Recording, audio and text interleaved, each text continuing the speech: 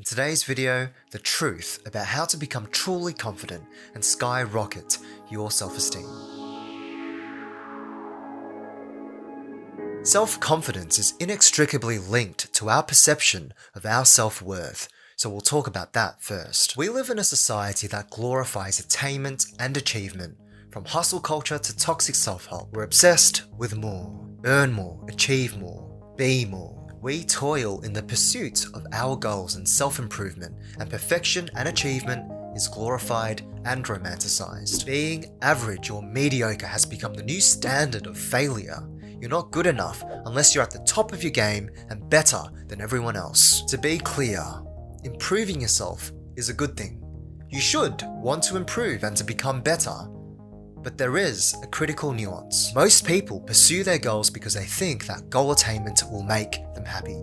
And usually it comes from a place of deep dissatisfaction with their own lives. The idea that once I achieve my goals, then I can be happy. Can you relate to this?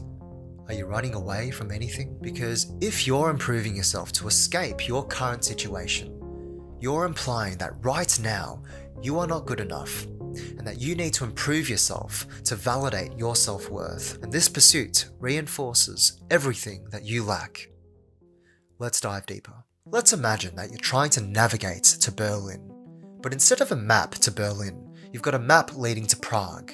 It's the wrong map, the wrong paradigm. So no matter how hard you try, you'll never make any progress toward Berlin with the wrong paradigm. You can spend your time hustling, mustering up your grit, positive affirmations, positive thinking. If I hustle hard enough, I know I will get to Berlin. Or if I visualize being in Berlin, I know I will make it. It's my destiny. I will get there. But of course, you never get to Berlin.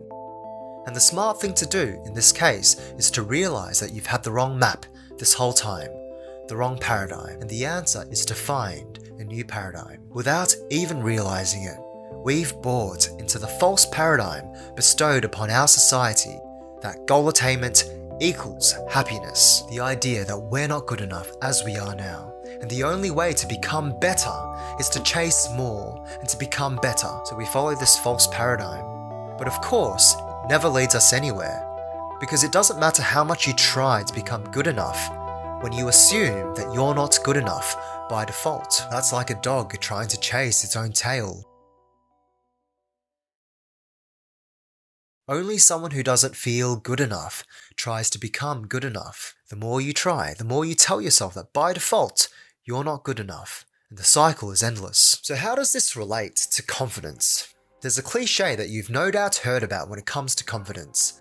Fake it till you make it. Although there are shades of truth to it, I think this idea is oftentimes misinterpreted and does more harm than good. Usually it's preached by people with apparent confidence, yet low self-esteem. Because truly confident people don't need to fake anything in order to feel confident. They don't need to. And pursuing confidence reinforces to yourself that you're not confident. Confident people don't try to be confident. They just are. And what are you implying when you're putting on a front and trying to convince people that you're someone who you're not? It's an admission that who you are is not good enough and that you need to hide your true self from the rest of the world. You might come up with quick fixes to boost your own confidence, improve your posture, have strong direct eye contact, speak louder, take up more room, go to the gym, dress better. You might do all the things that a confident person would do. And that can help. And temporarily you may feel more confident. People might look at you and believe that, yeah, you're confident.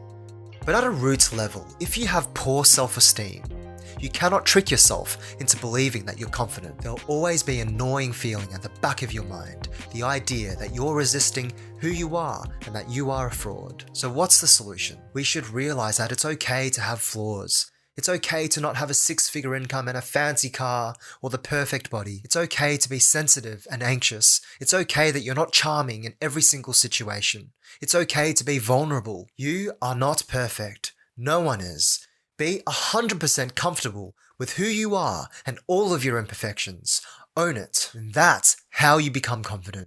When you're no longer running away from who you are and you become comfortable with all that you are and all that you lack. And here is the truth, the correct map, the true paradigm when it comes to true, permanent confidence. It's the unwavering belief that you are good enough, just as you are, without any conditions, simply due to the fact that you're a human being with intrinsic self-worth. It's the idea that you're unconditionally good enough and deserving of your own self-love, and it's a completely inside-out approach. And of course, you can always become better and improve yourself, as you should.